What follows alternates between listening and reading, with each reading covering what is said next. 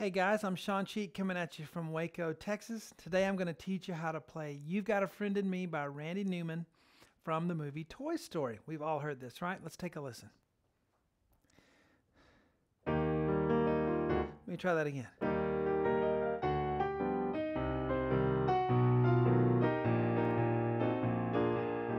And then,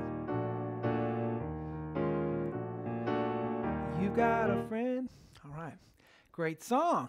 It's in the style of really just New Orleans blues. So if you like Dr. John, that kind of thing, though this is not nearly as hard to play as some of Dr. John's solo stuff, okay?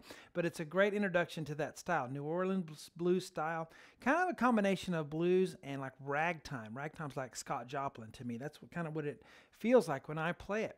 All right, but welcome to webpianoteacher.com, our online community where we gather together to learn, play, and share the music that we love, creating a culture of encouragement for all you guys out there who are trying to learn to play piano online. You can do it if you pick the right lessons and you know how to practice. I'm going to help you to do all of that today. Let's get to it. All right, so picking the right lessons. If you're a beginner, you're in the wrong place. I have beginner lessons on the website. I have tons of beginner lessons for you guys. In fact, the Easy Piano Lesson Series is a great way to start. Had one guy who was really struggling with his music, finally made him do the Easy Piano Lesson Series, and he really catapulted himself into that next level of playing. It's really helpful. But if you're an intermediate, maybe early advanced, I'm going to show you two ways to play this. So it's not so difficult if you want an easier way to play it, but then if you want to do it with all this, all the stops pulled out, we can do it that way too. All right, let's get to it. I have my lovely Kawai MP11 SC in the studio. Feels just like a grand piano to me. Great piano sounds and other sounds. But that's what I'm using. And you can use your acoustic piano or your electric piano. Either one will work. All right, so if you're on the website, I really recommend downloading the sheet for this. Really helpful when you're practicing. All right, so we're going to start in the key of E flat. So I did it kind of big. I went, let's see, like that. But we can also do it this way. Let's see.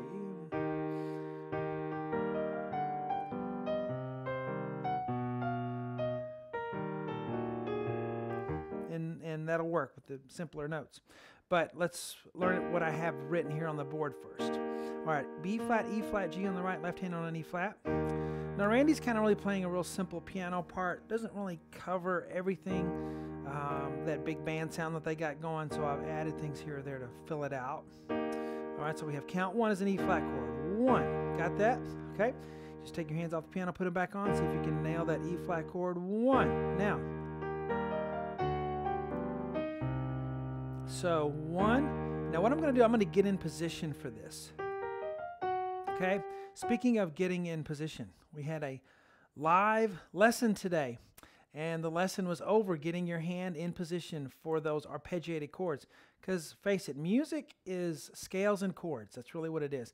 And a lot of things we do in the right hand are arpeggiated or chord patterns. So if you get your hand in that position for the chord before you start the little run, it's going to make it 10 times easier.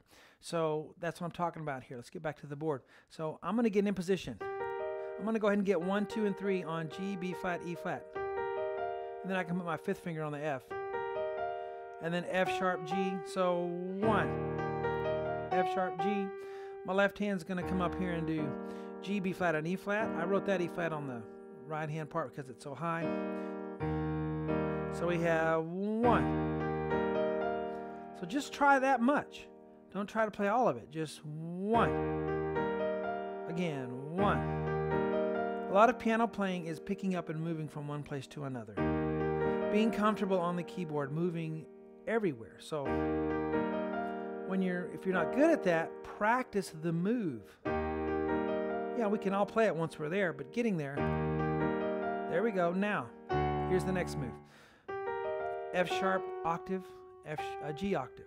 So, right? I'll show you how to simplify it in a minute, but let's do it the way I'm doing it now. My left hand goes down to a D, E flat, D, okay? Okay? And then the next deal is my left hand's going to come up and do F, G, B natural, D. This is like ragtime, you know? Scott Joplin. And really, it's big band stuff. It's not just Scott Joplin. It's the style of the music. Okay, and then E flat. And 1. So you may spend a day on just that. No big deal. If you spend a day on each measure, you know, a lot of repeating measures, you'll get it done in a couple months. Then we go to C. So 1. You want to change your pedal on the big notes, the E flat, D, and then they're on the C. All right, so we'll get at the next measure. We'll assume you have that down. C on the right hand, and then C, E flat, G. C minor. Now F sharp in the right hand, then a B in the left hand, then F natural in the right hand. Notice the left, right, left, right, left, right, left, right. And it's da, da, da. It's a swing motion. Ba, ba, ba, ba, ba. Change your pedal on the B, F. Now this is a B chord. D sharp, F sharp, A, B.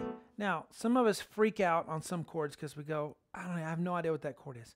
Well, let's learn one today that you'll always have with you. Because it's pretty common, but it's one that everybody freaks out on. Even guitar, they freak out on it. It's a B chord. Now, a B chord is going to have B, D, F, right? B, D, F. Well, if we had a 7th, it'll have B, D, F, A. Now, all you do is sharp the D and the F. So B, D sharp, F sharp, A.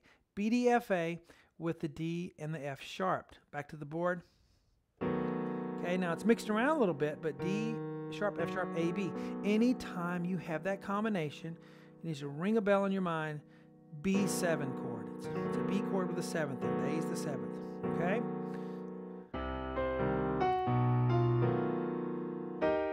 And then E flat, G, B flat, E flat. Okay? So this kind of gets us sometimes because the left hand is the steady thing. The right hand's kind of on the off beat. And it gets to the chords a little bit early. Okay? See? We're on an F sharp even before we get to the B chord. Now the F's just a passing tone down. But notice we have an E flat chord there.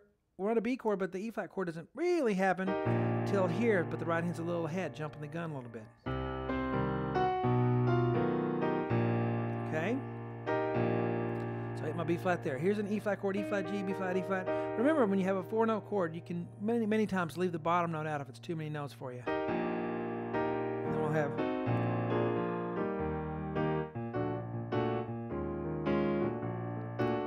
very New Orleans blues. It is New Orleans blues to me. Okay, so let's say you've practiced the first measure one day and then you practice the second measure the next day.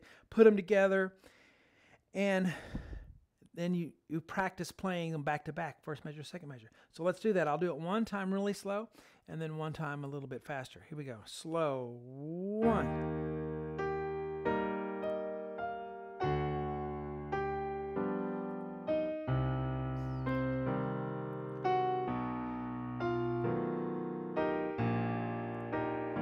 Okay, and then one day.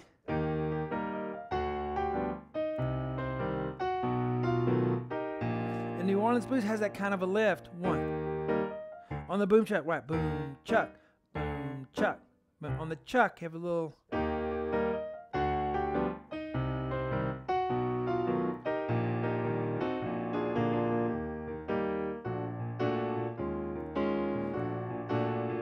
You got a friend in me. And of course, we finish everything on the website. This is just the tip of the iceberg.